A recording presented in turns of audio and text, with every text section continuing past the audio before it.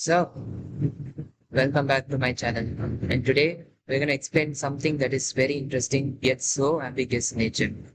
The idea of multiple inheritances in Java and why it is something that you will only find in that language and nowhere else. To start with, we have a sample code. We have vehicle, that is the parent class. The way you would think of inheritance is that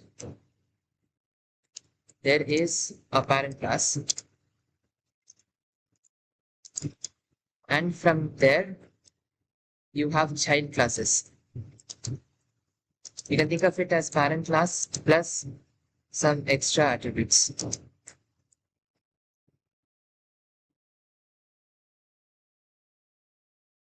And then there are also child classes that only derive directly from the parent class.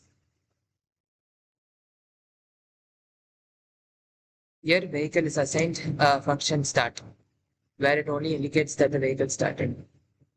Then there are child classes car, computer, and a further child class called smart car, which is derived from the earlier child classes car and computer. This creates something which you would call a time-end problem, where you have vehicle, and then you go to car, and then you have computer, and then a sort of a deadlock is created when they come together to form smart car. If we try to run this code, it obviously gives an error. That is, the request for the member start is ambiguous because the compiler does not know which start it is pointing to, the one in car or the one in computer, which again creates a deadlock.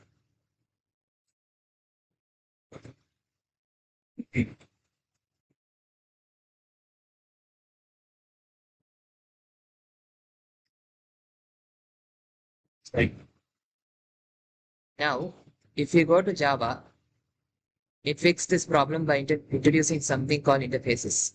They're like canvases where you can introduce only the methods, and then while you're implementing these particular classes from the interfaces, you can add particular functions that do something. We declare using interface.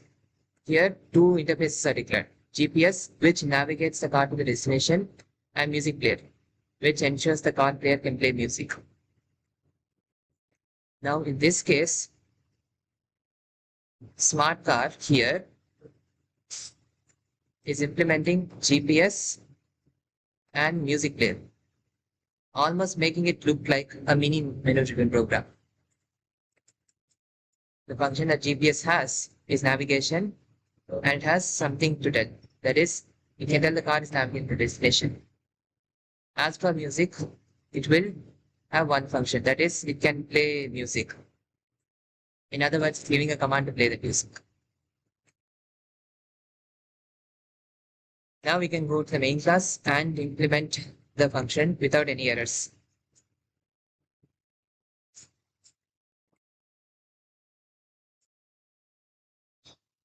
As you can see, it ran without any errors.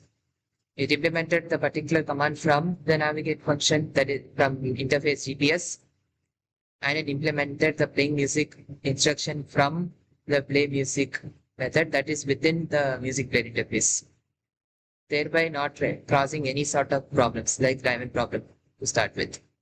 And that's it. This was a simple introduction to why Java you use interfaces over multiple inheritance.